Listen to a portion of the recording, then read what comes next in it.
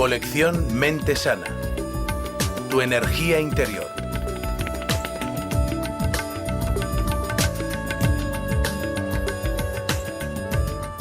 El doctor Deepak Chopra, líder de renombre mundial en el campo de la medicina cuerpo-mente, tras enseñar en la Facultad de Medicina de la Universidad de Tufts, Boston, fue jefe del personal médico del New England Memorial Hospital. Es autor de éxito de 12 libros, entre ellos Cuerpos sin edad, Mentes sin tiempo y Curación cuántica, y el director del Instituto de Medicina Cuerpo-Mente de San Diego, California. En la sesión anterior os planteé una hipótesis razonable para comprender el cuerpo, la mente y el entorno como un continuum. Creo que hemos visto suficientes pruebas de que probablemente la distinción que hacemos entre el cuerpo, la mente y el entorno como entes separados sea artificial, derivada de la interpretación de nuestras experiencias perceptuales, pero en realidad forman parte de una red de energía e información que existe a partir de un campo anterior, incluso a este continuum de energía e información. La conciencia humana es capaz de experimentar esta realidad, experimentar lo que se conoce como conciencia unitaria, donde el observador y lo observado se convierten en uno, donde el espectador y el paisaje se convierten en uno. En las tradiciones espirituales, esta experiencia se la suele denominar amor. El amor no como una mera emoción, el amor no como un mero sentimiento, sino el amor como la verdad última en el corazón de la creación. El amor como la experiencia de la conciencia unitaria. Como dijera el gran poeta indio que cité en la sesión anterior, cuando experimento belleza sé que es la verdad. ¿Y qué es la belleza? Es el amor en el corazón de la creación. Este continuum de inseparabilidad de que incluso el tiempo o la experiencia del tiempo la generamos nosotros, porque en realidad solo existe una eternidad. El tiempo es una experiencia perceptual. Si leéis Historia del tiempo de Stephen Hawking y os detenéis en la introducción de Carl Sagan, hay una afirmación extraordinaria. Dice que Stephen Hawking se ha propuesto comprender la mente de Dios. Stephen Hawking se ha propuesto comprender la mente de Dios. Que yo sepa, solo hubo otro científico que fue tan audaz como para hacer semejante afirmación. Albert Einstein una vez dijo que quería conocer los pensamientos de Dios. El resto son detalles. ¿A qué conclusión llega cuando se propone comprender la mente de Dios? Según él, vivimos en un universo que no tiene ni principio en el tiempo, ni final en el tiempo. No tiene límites en el espacio, ni nada que pueda influir un creador. Ahora intentad conceptualizar este concepto, intentad visualizarlo, intentad imaginároslo y veréis que es total y absolutamente imposible. ¿Cómo se puede conceptualizar o visualizar algo que no tiene principio? Los científicos utilizan el término del Big Bang y los 3 primeros minutos para postular que el universo tuvo un principio, al menos en el espacio y el tiempo. Pero el caso es que no se puede visualizar, no es visualizable. Y en el momento en que uno toma partido y dice que quizá hubo un principio, entonces el dilema inmediato es, si hubo un principio, ¿qué había antes del principio? Si existe un final para este universo, entonces el dilema inmediato es, ¿qué habrá después del final? Si hay límites en el espacio, ¿qué hay más allá de esos límites? Resulta que la física cuántica no es solo más extraña de lo que pensamos. Es más extraña de lo que podamos pensar, al menos del modo en que podemos pensar lingüísticamente. El modo en que podemos pensar en nuestro lenguaje verbal de élite, pero no en el lenguaje matemático, que parece ser el lenguaje de la naturaleza. Las matemáticas son el lenguaje de la naturaleza, pero las matemáticas en sus ecuaciones tienen en cuenta el cero y el infinito, que no son conceptualizables visual o al menos lingüísticamente. Vemos que, aunque creemos la experiencia del tiempo en nuestra conciencia, es un resultado. Nuestra experiencia personal del tiempo es un resultado de nuestro diálogo interno. Hace unos años, mientras viajaba por Alemania, un médico amigo mío me habló de una noticia. 7 mineros se habían quedado atrapados en una mina. Sabían que les quedaba un periodo limitado de tiempo porque disponían de una cantidad limitada de oxígeno. Solo uno de los mineros tenía reloj. Y para calmar la ansiedad de los demás, a cada 2 horas que pasaban decía que había pasado 1 hora. Al final de la semana los rescataron con vida a todos, menos al que había estado diciendo la hora. Había cambiado la experiencia subjetiva del tiempo de los demás, pero él sufrió las consecuencias de su propia experiencia al mirar el reloj, aunque hubiera conseguido cambiar la experiencia de los demás. El tiempo es una experiencia subjetiva y no se pueden medir las experiencias subjetivas. Un gran físico inglés, Sir Arthur Eddington, dijo que tratar de medir una experiencia subjetiva es como intentar averiguar la raíz cuadrada de un soneto. Es imposible. Es imposible. Tal vez demos con algunas variables objetivas, pero el tiempo, los sentimientos, las emociones, los deseos ocurren en este terreno cuántico de la conciencia. Bien, para resumir lo que hemos tratado hasta ahora, me gustaría revisar algunos principios. Veamos si podemos estudiarlos con un poco de detenimiento. El mundo físico, incluidos nuestros cuerpos, es una respuesta del observador. Intrínsecamente, es un flujo ambiguo e incesante de quántums. Vosotros y yo somos como magos. Como el rey Midas, que no conocía la textura de una rosa o la sensación de un beso, porque todo cuanto tocaba se convertía en oro. De forma parecida, en nuestro estado usual de conciencia, nuestro estado de vigilia, discriminamos otros terrenos de conciencia que los videntes y los sabios han tratado durante miles de años. Hay una antigua expresión: mundos infinitos vienen y se van en la vasta extensión de mi conciencia. Son como motas de polvo bailando en un rayo de luz que brilla a través de un agujero en el techo. Dejando a un lado esto, en nuestro estado de vigilia usual de conciencia no conoceremos la verdadera textura de la realidad cuántica, porque aunque la percibamos, la interpretamos según la realidad material, la realidad temporal. Y ese mundo físico temporal es una respuesta del observador y cómo el observador utiliza los instrumentos de observación, el sistema nervioso. Pero en su estado esencial, el cuerpo y el universo están formados por energía e información, no materia sólida. La tecnología se basa en este supuesto de que en su estado esencial, el universo es no material y no físico. El cuerpo y la mente son inseparables. Son la misma cosa bajo disfraces diferentes. La mente es un campo de información y energía que se experimenta subjetivamente. El cuerpo y el mundo son el mismo campo de energía e información que se experimentan objetivamente. Y la bioquímica del cuerpo se ve influenciada por la conciencia. Lo vimos en los experimentos con conejos y la estimulación táctil y kinestésica, etc. La modulación sensorial, cómo utilizamos o experimentamos nuestros sensores. Nuestros sensores son transductores que obtienen energía del universo. Por ejemplo, nuestro sensor oído es un transductor electrónico que convierte la energía mecánica en energía eléctrica en el cerebro.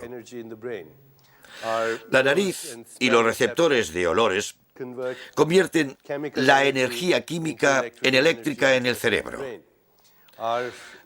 Los ojos son receptores que convierten la radiación electromagnética en energía eléctrica en el cerebro. Estos son transductores.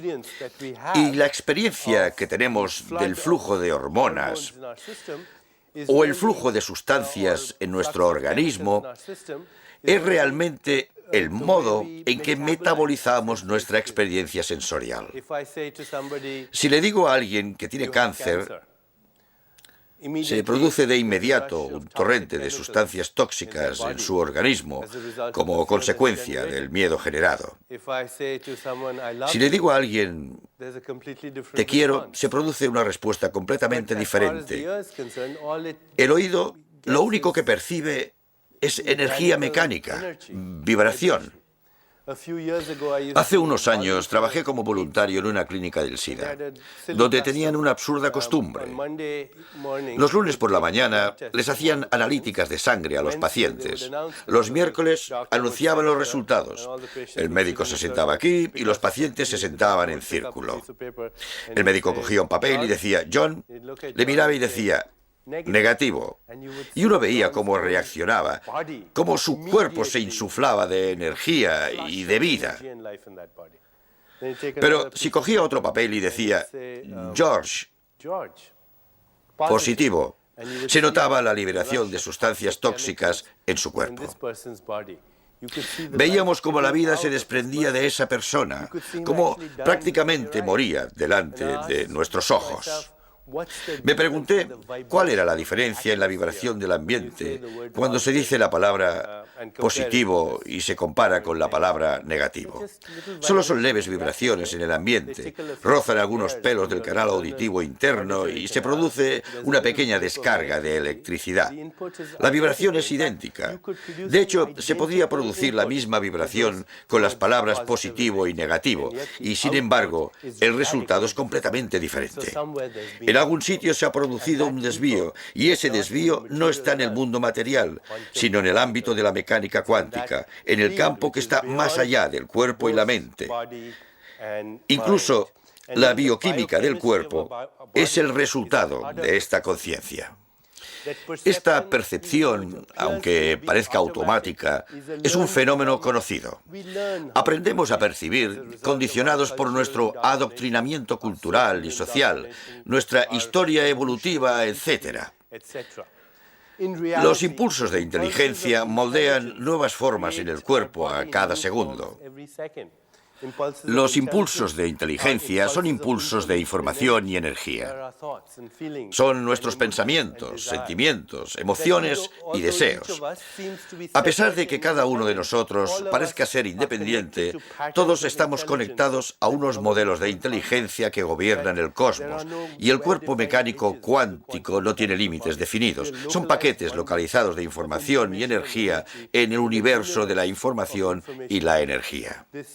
Este universo está vivo gracias a la información y la energía, pero no se trata de información y energía corriente, sino de información y energía que se retroalimentan e influyen en su propia expresión, que es la evolución.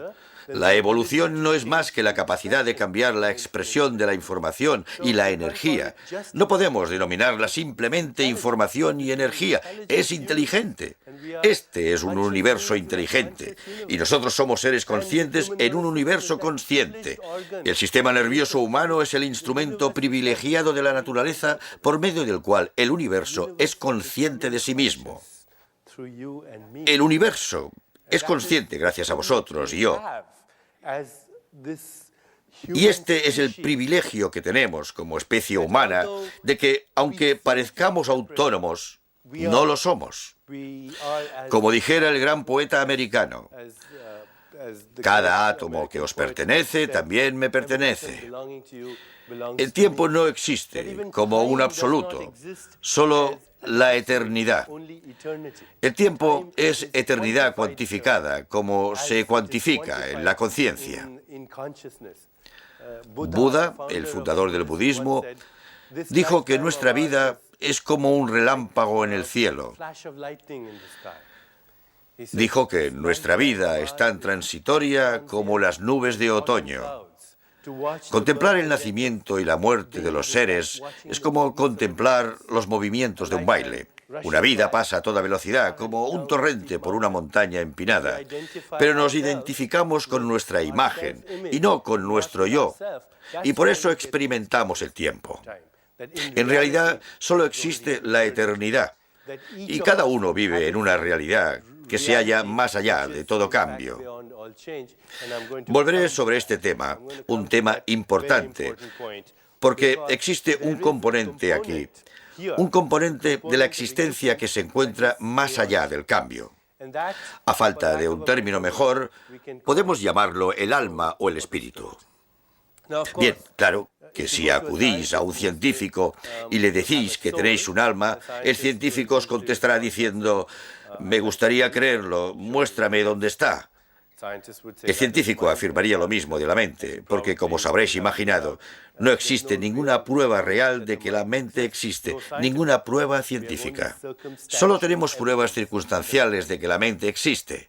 No obstante, si no fuera por las invisibles fuerzas animadas de la mente, estaríamos paralizados. Yo no podría estar hablando, no podría desplazarme.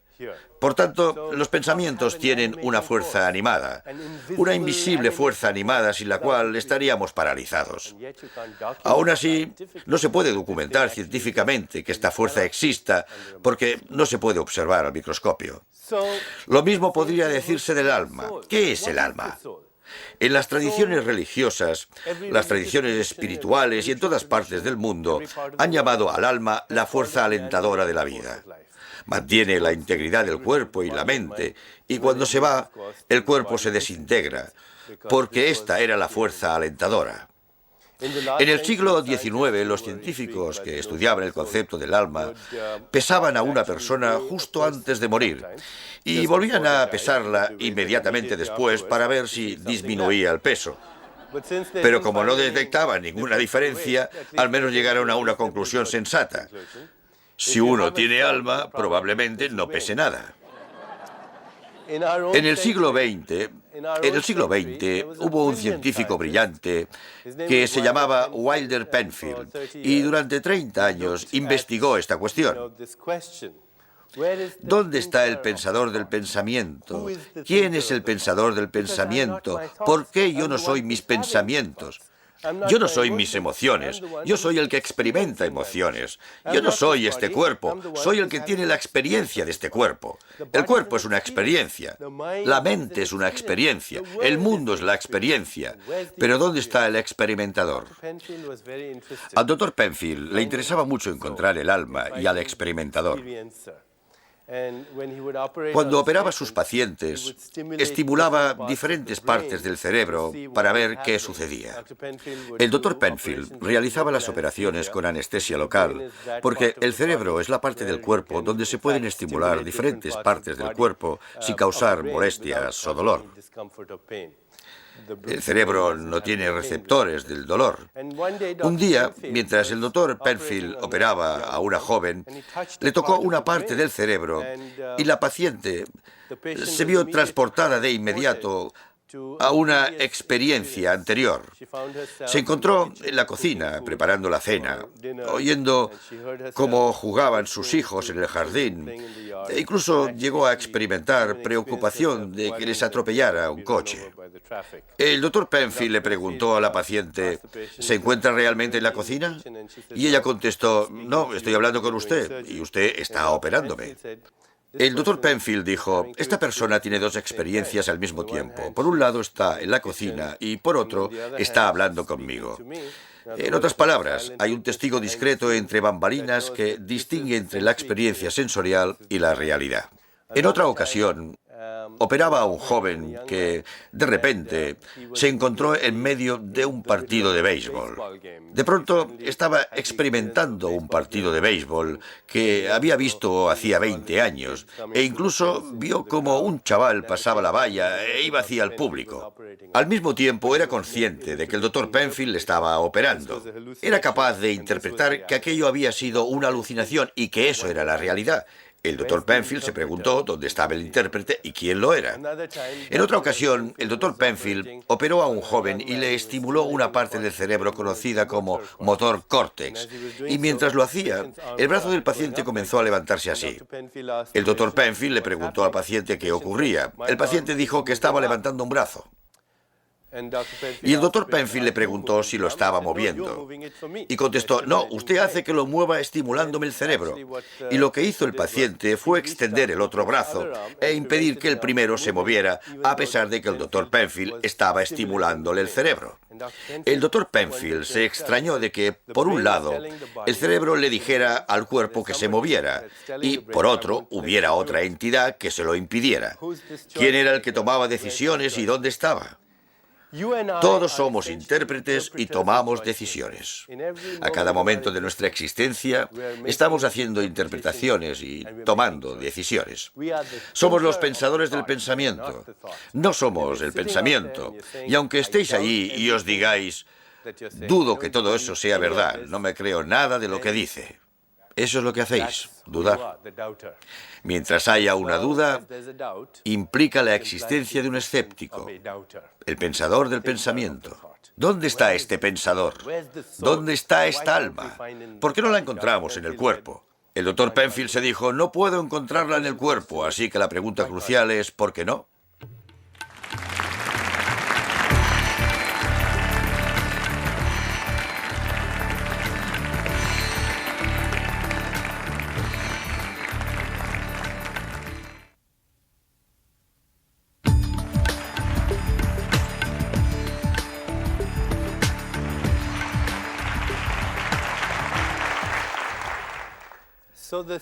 Bien, hemos denominado al alma el pensador del pensamiento, la fuerza alentadora, y según se desprende de los experimentos del doctor Penfield y otros pioneros en este campo de la investigación cuerpo-mente, si se quiere, no se encuentra en ningún sitio del cuerpo. No se puede encontrar este fantasma en esta máquina con toda la tecnología disponible. Gracias a las tecnologías sofisticadas, es posible medir los efectos del destello de una intención un microsegundo después de producirse. Ahora es posible medir los efectos del destello de una intención un microsegundo después de producirse, pero la pregunta es, ¿de quién es la intención? ¿Y dónde está esa persona? No es posible encontrar a esta persona en el cuerpo. Esta persona que es el yo esencial que interpreta y toma decisiones. No se puede encontrar al yo real, el que interpreta y toma decisiones en el cuerpo. ¿Por qué no se encuentra en el cuerpo? La respuesta podría ser bien sencilla. La razón por la que no se encuentra el yo real en el cuerpo es porque no está allí. Si vais a una librería y vais a la sección de metafísica, encontraréis una serie de libros sobre experiencias extracorpóreas, cuando el verdadero misterio es cómo conseguir una experiencia intracorpórea. Porque en teoría no estamos aquí. Cualquiera que haya profundizado un poco en la literatura espiritual, y con ello no me refiero al último éxito de ventas New Age.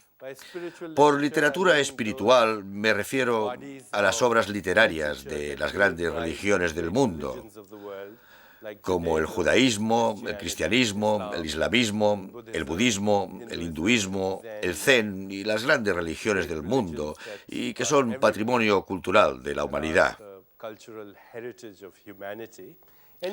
Todo aquel que haya estudiado esa literatura se habrá encontrado una expresión que dice que estamos en este mundo, pero no somos de él. En este mundo, pero no somos de él. Tal vez tampoco se trate de una metáfora. Tal vez podamos encontrar una base para esta afirmación. Imaginaos que escucháis a Beethoven por la radio y que destrozáis la radio con la esperanza de encontrar a Beethoven dentro. No le encontraréis allí, por la sencilla razón de que no está ahí. La radio es un instrumento que convierte un campo no local de energía e información en un fenómeno de espacio-tiempo.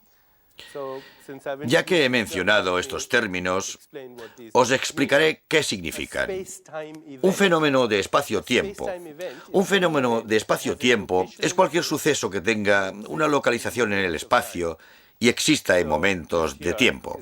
Por tanto, esto de aquí es un fenómeno de espacio-tiempo. Tiene esta localización en el espacio y tiene momentos en el tiempo. Sabemos que hubo un momento en que no existía y habrá un momento en que tampoco existirá. Este cuerpo físico que utilizo para producir esta conferencia también es un continuum de fenómenos de espacio-tiempo. Ocupa diferentes localizaciones en el espacio y pasa por diferentes momentos en el tiempo. Ha tenido un principio. Tiene una etapa intermedia y desaparecerá en un tiempo. Este cuerpo, por ejemplo, empezó como unas instrucciones de información y ADN. Luego me alimentaron. Y ahora tengo esto que se mueve, da conferencias y escribe libros. Por tanto, es un fenómeno de espacio-tiempo. La radio es un instrumento que toma un campo no local de energía e información. No local en el sentido de que no se puede localizar ni en el espacio ni en el tiempo, y lo convierte en un fenómeno de espacio-tiempo. Si la radio estuviera en Nueva York, la sinfonía sería en Nueva York. Si la radio estuviera en Londres, la sinfonía sería en Londres. Si la radio y el instrumento estuvieran en la Luna, la sinfonía sería en la Luna, y si tuviéramos el instrumento en otra galaxia, a 100 millones de años de luz de distancia, la sinfonía estaría en una dimensión del tiempo distinta, porque esa distancia es una dimensión del tiempo distinta. El tiempo es un modo de medir el espacio, al igual que el espacio es un modo de medir el tiempo. De forma análoga, el verdadero yo es no local. La fuerza alentadora de la vida es no local. No es un fenómeno de espacio-tiempo.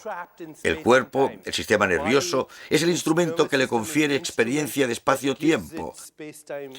Pero el verdadero yo es no local.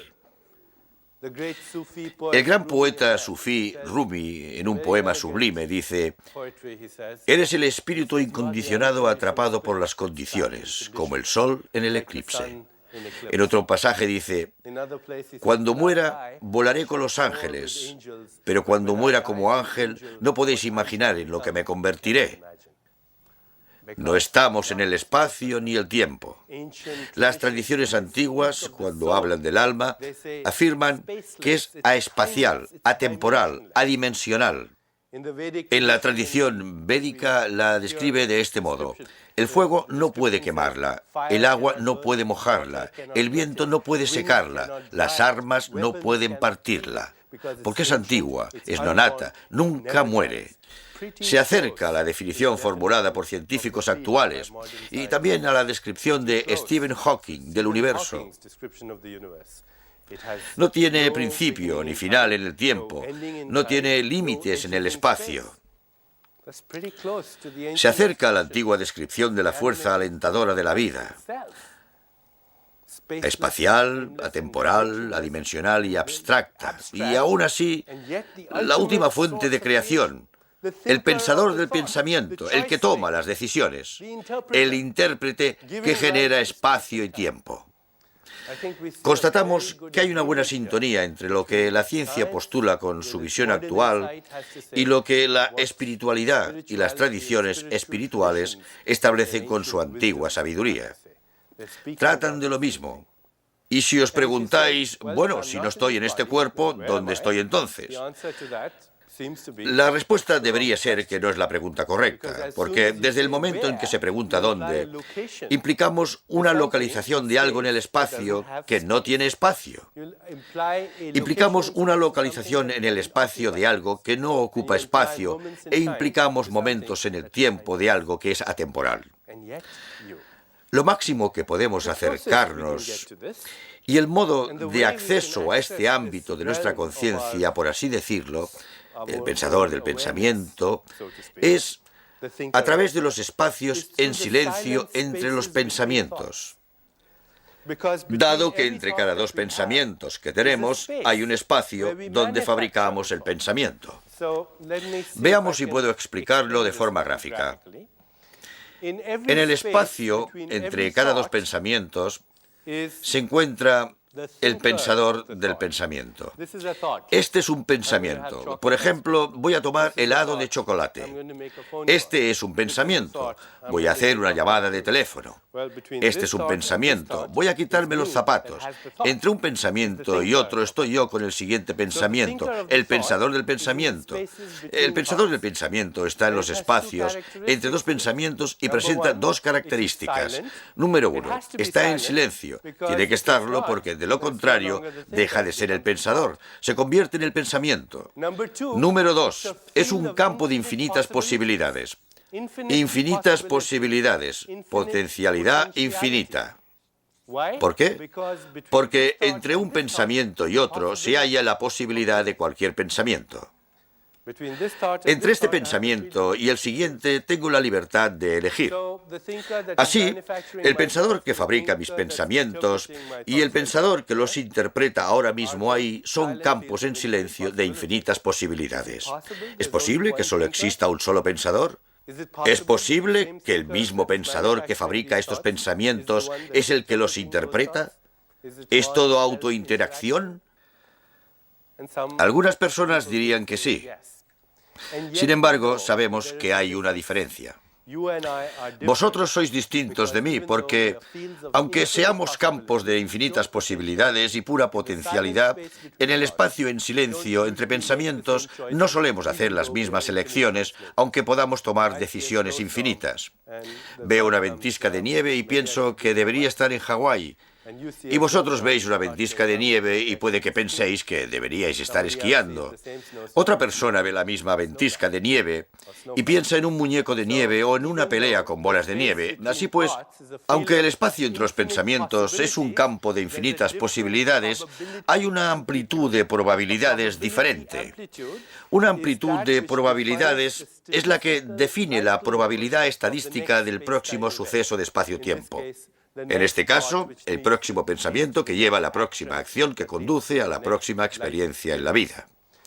Vosotros y yo somos diferentes, porque tenemos amplitudes de probabilidades diferentes en ese campo de infinitas posibilidades. ¿Qué es lo que origina las diferentes amplitudes de probabilidades? Aquí voy a nombrar un término oriental que parece aterrador para aquellos que no sepan lo que significa.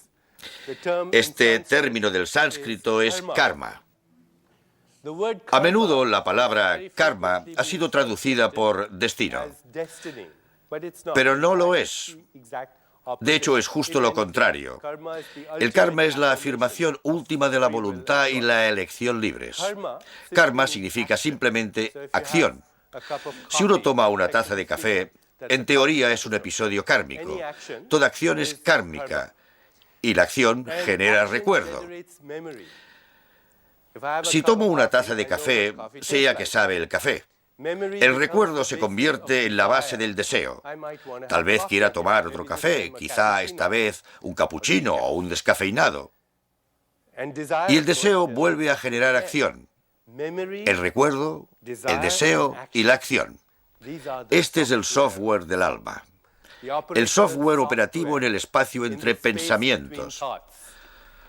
Somos continuums de amplitudes de probabilidades en los espacios en silencio, entre los pensamientos como consecuencia de nuestras experiencias.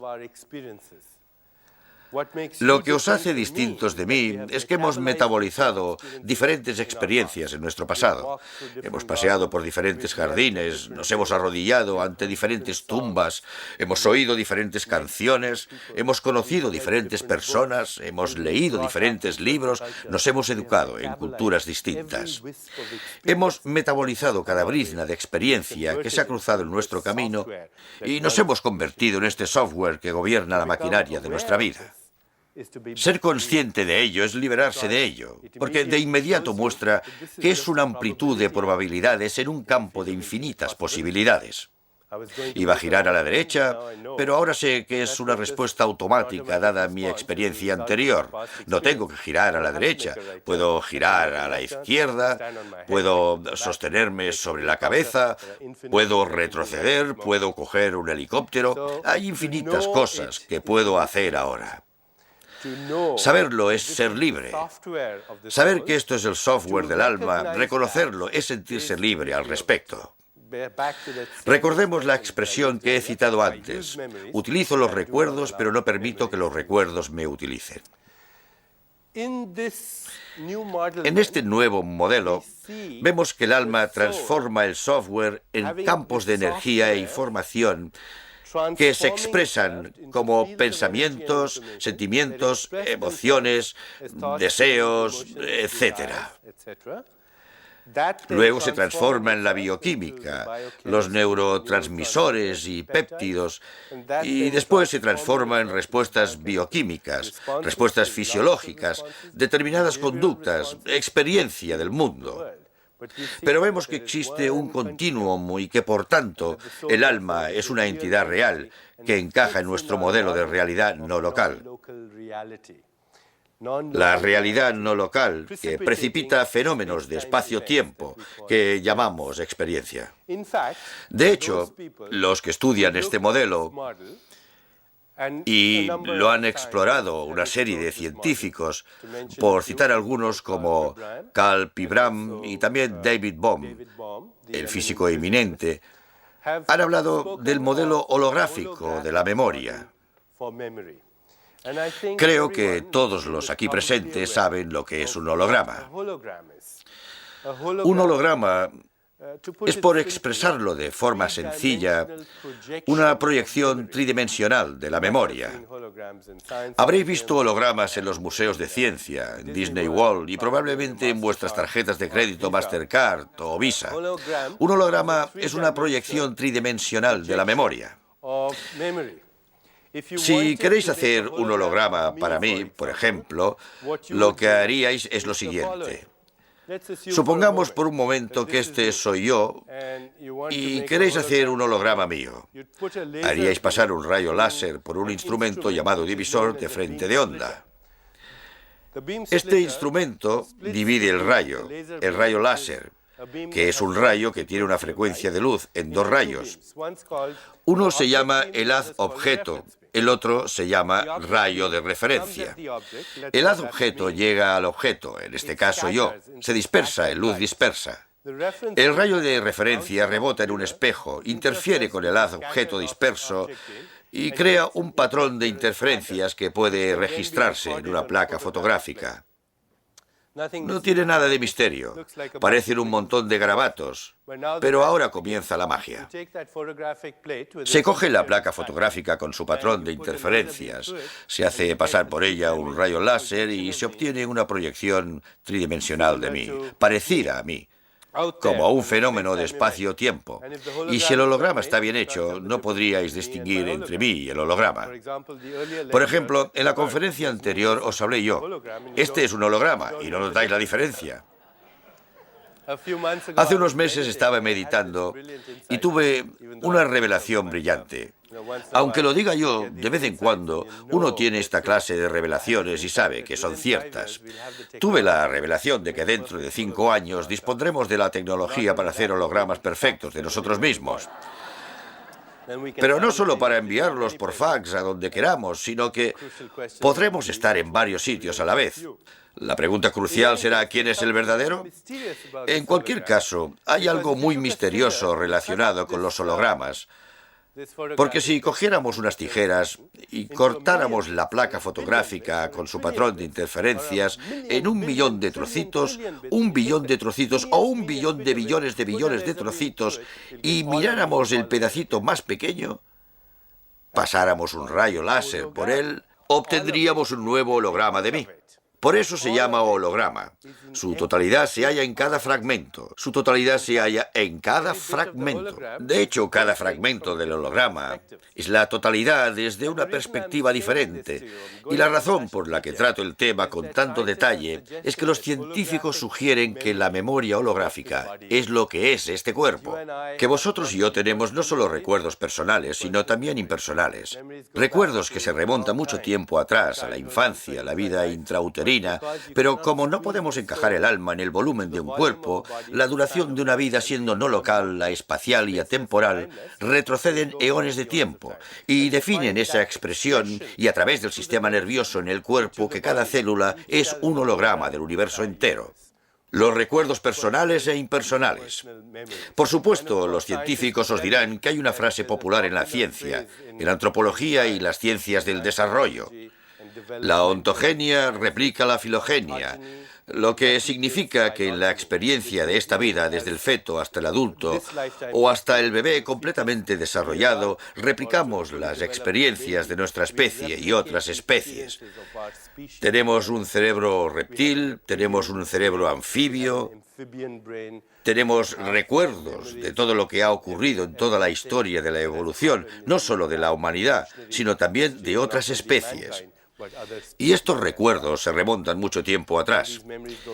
Hace unos años le explicaba este modelo a mi amigo Wayne Dyer, el eminente psicólogo. Le pregunté, Wayne, ¿comprendes el modelo de memoria holográfica? Y me contestó, claro que lo comprendo. Yo recuerdo el día de mi concepción. Y yo le repliqué, ¿en serio?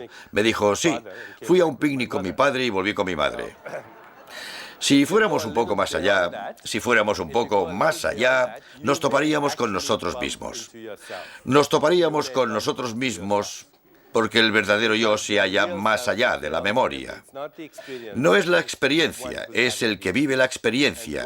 Y el que vive la experiencia, el experimentador, es el factor atemporal en cada experiencia temporal. El experimentador es el factor atemporal de cada experiencia temporal.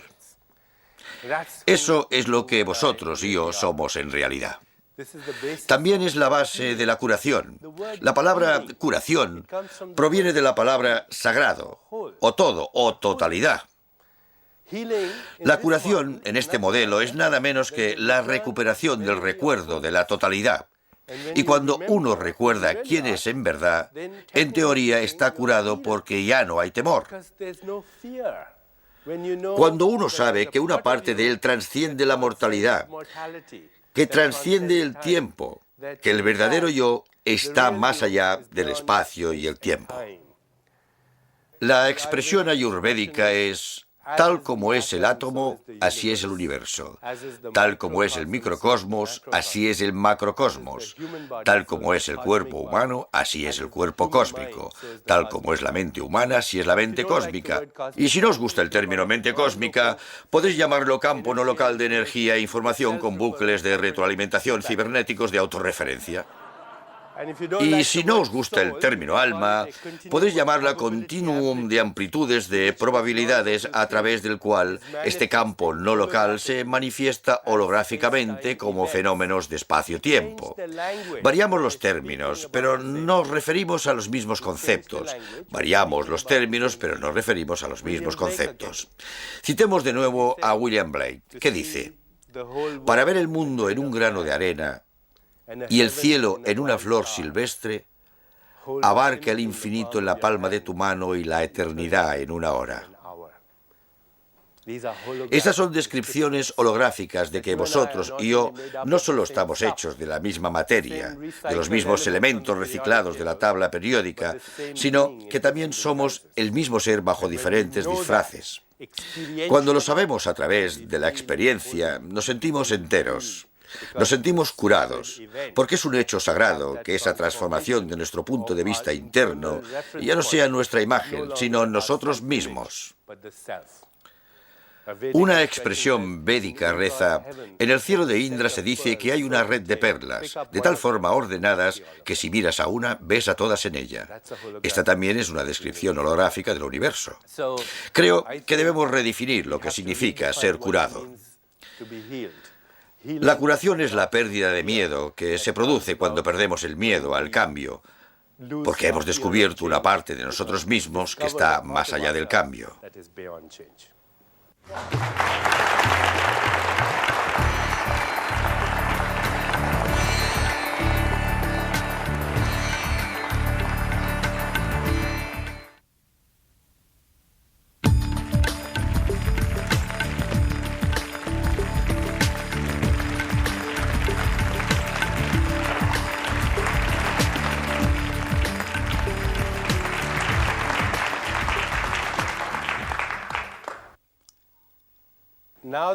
Ahora que hemos tratado el entorno, el cuerpo, la mente, el alma, y más adelante también el espíritu como parte de un continuum, pasemos a analizar en detalle este modelo. Para ello, he escogido un modelo de la antigua tradición curativa de la India, una ciencia conocida como Ayurveda. La palabra Ayus significa ciencia y Veda significa conocimiento. Por tanto, Ayurveda significa conocimiento de la vida. La palabra Ayus significa vida, Veda significa conocimiento. Por tanto, el término significa conocimiento de la vida. Este modelo se atribuye a un gran sabio de la antigua India, Adi Shankara. Me gustaría explicaros este modelo y ver si tiene relevancia para nosotros hoy en el mundo de la ciencia y la tecnología. Entenderemos el mismo modelo en términos de nuestra actual comprensión de la realidad desde una perspectiva científica. Según Adi Shankara, tenemos un cuerpo físico, un cuerpo sutil y un cuerpo causal. El cuerpo físico se halla, obviamente, en el espacio y el tiempo. Es tridimensional. Existe en el espacio, o al menos ocupa localizaciones en el espacio. Tiene momentos en el tiempo y está hecho de materia y energía. Y la palabra energía en sánscrito es prana. En China la llaman chi. En Japón la llaman ki. En la tradición judía se suele encontrar como rúa, y en la tradición islámica, ru. En todas partes existen conceptos similares. El cuerpo físico está compuesto por materia y energía. Sabemos por sentido común y por la física que la energía puede transformarse en materia. Y la materia puede experimentarse como energía. Y la energía del universo se manifiesta, por ejemplo, en forma de electromagnetismo que da lugar al calor, la luz, la electricidad, la gravedad que nos atrae hacia el suelo, hace que la Tierra gire y mantiene el equilibrio entre los planetas, así como en forma de fuerzas intensas y débiles que son fuerzas subatómicas que no trataremos. La cuestión es que el universo es energía, y todas estas energías constituyen una energía cósmica que se experimenta como energías diferentes. Y la energía y la materia son una entidad inseparable. Ese es el cuerpo físico. Tiene una vida corta. Luego, más allá de la fachada de moléculas, hay un mundo distinto donde experimentamos la mente, el intelecto y el ego, que no podemos ubicar, al menos en el espacio, aunque tenga una existencia en el tiempo. Un pensamiento no ocupa un lugar en el espacio. Un pensamiento es impredecible, como un fenómeno cuántico. Es efímero, es invisible. Por tanto, no tiene localización en el espacio, pero sí tiene una localización en el tiempo, porque tiene un principio, una parte central y un final. Un pensamiento, un sentimiento, una emoción comienzan, tienen una parte central y un final. A estos ámbitos de existencia abstracta se les llama el cuerpo sutil, porque no puede experimentarse por medio de los sentidos, son sutiles. En la mente experimentamos emociones, sentimientos, deseos. En el intelecto experimentamos ideas, conceptos, nociones y creencias. Las creencias son ideas que consideramos ciertas. ¿Son ciertas? Son ciertas porque creemos que son ciertas. ¿Son universalmente ciertas? Obviamente no. De lo contrario, la gente no se mataría por sus creencias. Desde antiguo se dice que las creencias persisten, es decir, sobreviven a los creyentes. Más allá del intelecto se encuentra el ego. El ego es nuestro estado de referencia objeto. Me gustaría definir este concepto. Al hacer una referencia a objeto, uno se refiere a un objeto para identificarse. Eso es lo que es el ego. Es la referencia a objeto. Uno se refiere a algo para identificarse. Si me cruzo con alguien en la calle y le pregunto, ¿quién eres? No creo que me responda. Soy una expresión holográfica del universo que se manifiesta como un continuum de amplitudes de probabilidades para fenómenos de espacio-tiempo, que en teoría es una definición bastante precisa de quién sería. Pero si le pregunto quién es, lo normal es que me responda nombrando objetos. Un nombre, un pasaporte, un número de la seguridad social, un puesto de trabajo, una relación, una cuenta bancaria, un coche, una casa. Uno renuncia a sí mismo a favor de su imagen. El ego es la propia imagen que resulta del sacrificio del espíritu por la imagen, que resulta de la identificación con los objetos. Y aquí está el nacimiento del tiempo. El tiempo no es nada menos que la continuidad de la memoria que utiliza el punto de referencia interno como el ego. El punto de referencia interno es la propia imagen, y la continuidad de la memoria que lo utiliza como el punto de referencia interno es el tiempo. Si se rompe la barrera del ego, se entra en un ámbito atemporal, el del espíritu, que no puede, como hemos dicho anteriormente, que no puede encajarse en el volumen de un cuerpo o la duración de una vida, porque el espíritu es atemporal, espacial, adimensional y no local. Al romper la barrera del ego, lo que haría que uno se sienta ofendido a menudo, al romper esa barrera, se descubre este otro ámbito, conocido por lo general como el cuerpo causal, porque genera el cuerpo sutil. El cuerpo causal también tiene dos componentes. Tiene un alma y un espíritu. El alma es el continuum de amplitudes de probabilidades compuesto por tres elementos: acción, memoria y deseo, el software. Más allá, el campo de la potencialidad pura, que en las tradiciones espirituales se ha dado en llamar a menudo terreno último de la creación, el espíritu universal. Si os gusta la terminología espiritual, es sencillo. Uno tiene un cuerpo, tiene energía, tiene una mente, tiene un intelecto, tiene un ego, tiene un alma y tiene un espíritu. Esa es la terminología que han utilizado todas las tradiciones espirituales de todo el mundo. Pero también se podría decir que uno está formado por campos de materia, campos energéticos, campos de transformación, campos de información y un campo unificado. Campo de información es una palabra agradable.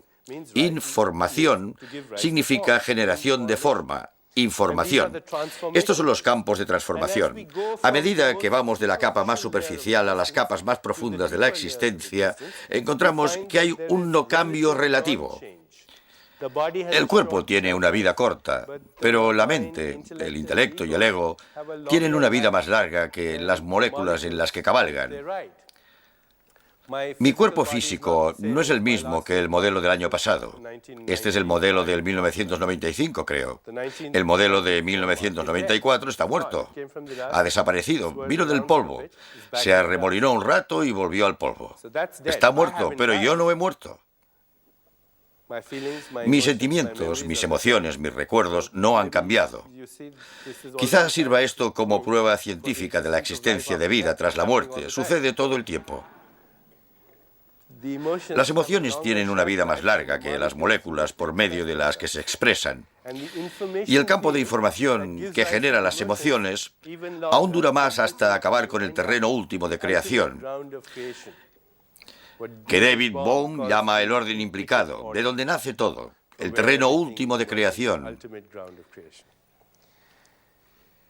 También podríamos describir el mismo modelo diciendo que este es el campo de potencialidad pura, en el que el observador, el proceso de observación y el objeto observado están ahí, pero no se manifiestan.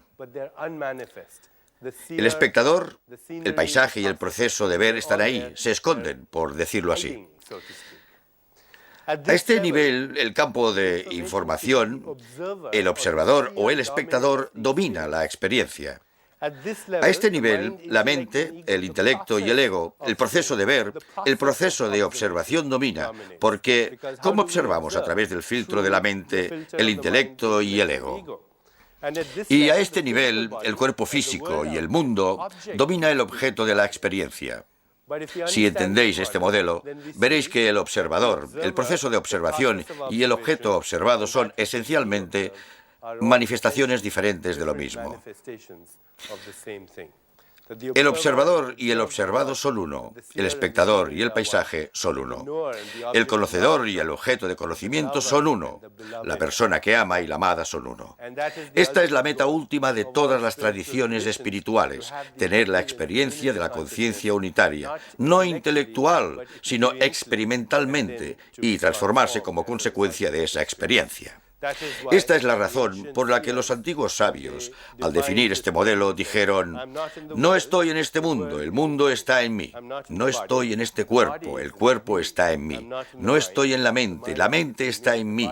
El cuerpo, la mente y el mundo me ocurren a mí, porque me curvo hacia atrás sobre mí mismo y creo una y otra vez.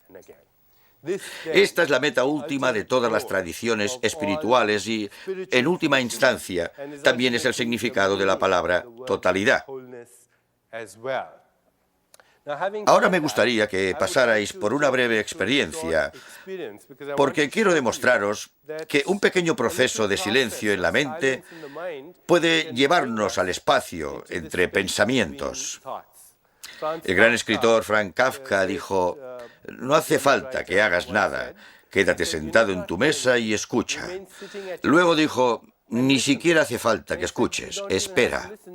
Y luego, ni siquiera hace falta que esperes. Aprende a estar en silencio, quieto y en soledad, y el mundo se te ofrecerá libremente para que lo desenmascares. No tiene alternativa, caerá en éxtasis a tus pies.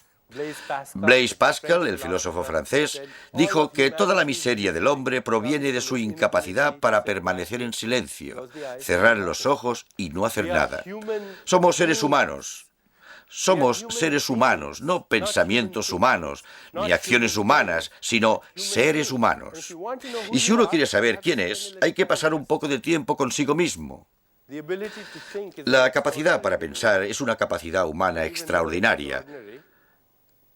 Pero incluso más extraordinaria y humana es la capacidad de no pensar, porque al hacerlo uno se pone en contacto con el alma inmortal, el espíritu. Una expresión bíblica dice: quédate en calma para que sepas que soy Dios. Durante unos momentos cerremos los ojos y experimentemos la calma. No hagáis nada, solo cerrad los ojos y tal vez observad vuestra respiración.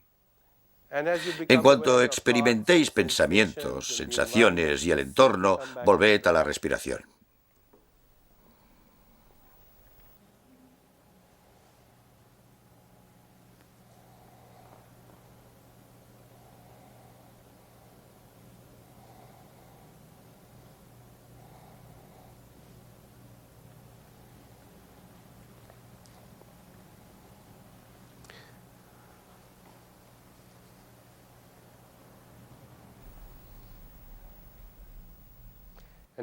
Y ahora mantened los ojos cerrados y sed conscientes de vuestro cuerpo. Sed conscientes de vuestro cuerpo al nivel del ser. Significa ser conscientes de cada célula de vuestro cuerpo. Conscientes de cada célula de vuestro cuerpo. El cuerpo es un campo vivo, inteligente e interactivo de conciencia, de felicidad. No tenéis que pensar en estos pensamientos. Solo tenéis que tener conciencia del cuerpo, solo esa idea. Y entonces el yo, el ser, está en cada célula del cuerpo, en perfecto equilibrio, perfecta integración, perfecto orden, perfecta armonía, pura conciencia, felicidad en todas partes del cuerpo. Centraos en el cuerpo y veréis que bulle de energía, que bulle de felicidad.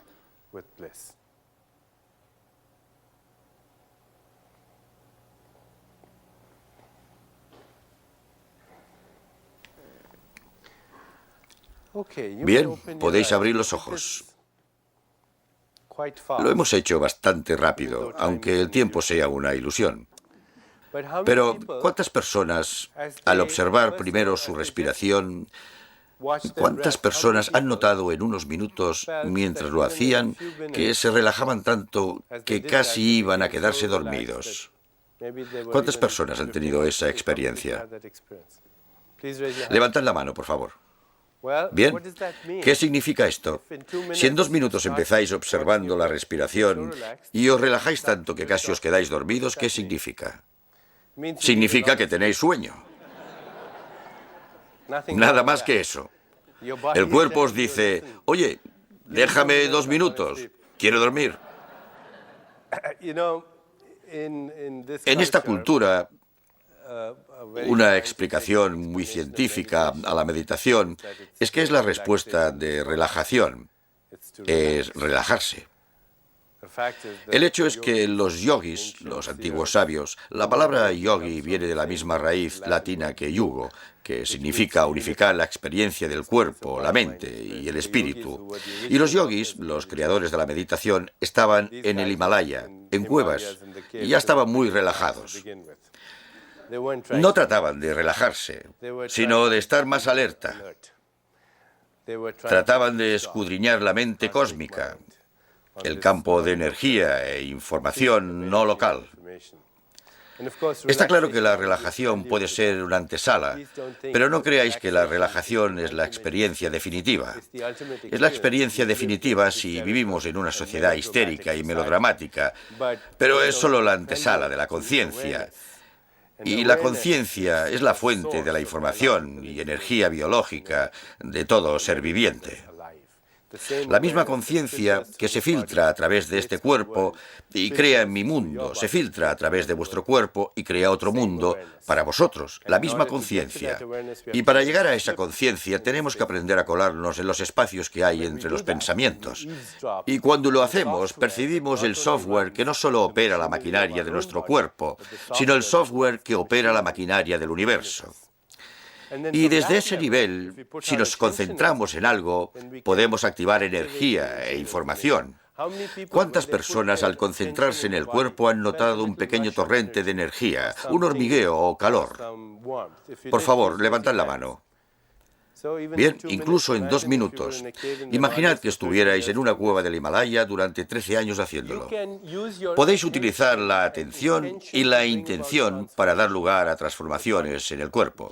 Os da flexibilidad infinita una vez comencéis a experimentar el cuerpo como un fardo de energía e información y a vosotros como la fuente en los espacios entre los pensamientos, como la fuente de energía e información.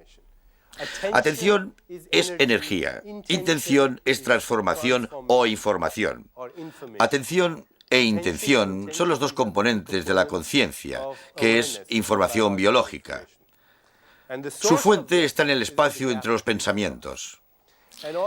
Y todos los métodos utilizados en las tradiciones curativas de las culturas antiguas están relacionados con la capacidad para influir en los estados de energía e información como diferentes expresiones de la conciencia.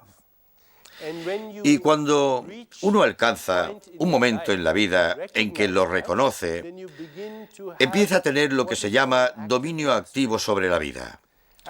El dominio activo, su definición más precisa, se encuentra en las descripciones de la persona autoactualizada de Abraham Maslow. En la tradición ayurvédica decimos que es la persona autorreferida.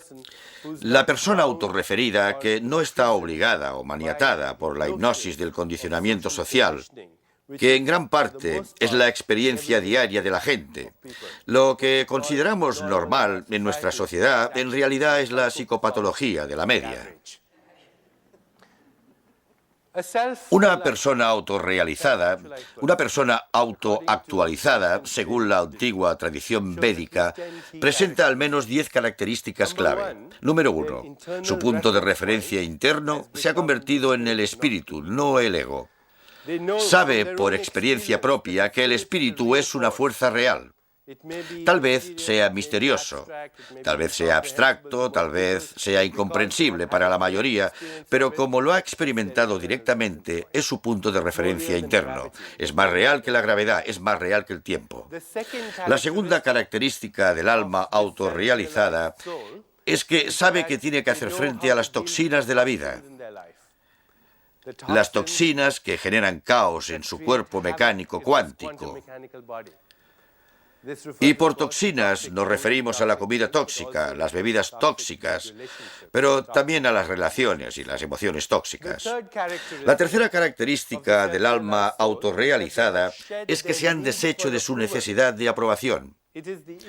Es el ego el que necesita aprobación, el ego que busca poder externo, el ego que necesita controlar.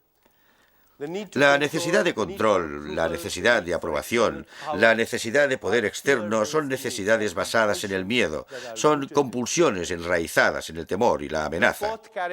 La cuarta característica del alma autorrealizada es que puede utilizar el espejo de las relaciones para su propia evolución, sabiendo que aquellos que amamos y aquellos que odiamos son espejos del yo. Nos atraen las personas en las que reconocemos cosas que anhelamos para nosotros mismos y les tenemos aversión a aquellas en las que vemos rasgos que rechazamos en nosotros mismos.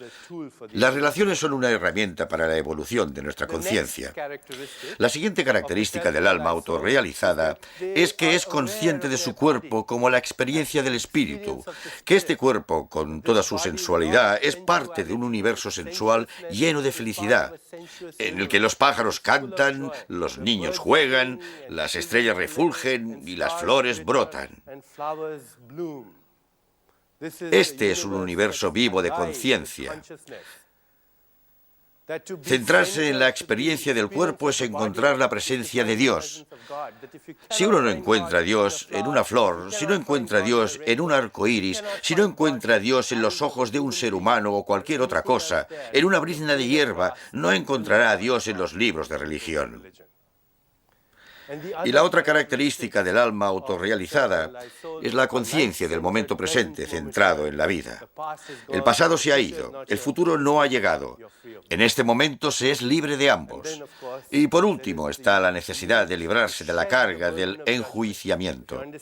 Si entendéis este modelo, entonces sabréis que el divino, el diabólico, el pecador, el santo, el victorioso, el derrotado son diferentes disfraces. Es necesario abrazar y conocer el lado oscuro e intimar con él si uno quiere librarse de él. Hay que reemplazar la conducta basada en el miedo por una conducta de gracia y amor y finalmente empezar a ver el universo entero como una expresión del yo, porque es lo único que existe. El yo que se curva hacia atrás sobre sí mismo para crear una y otra vez. Experimento este mundo como expresión de mí mismo.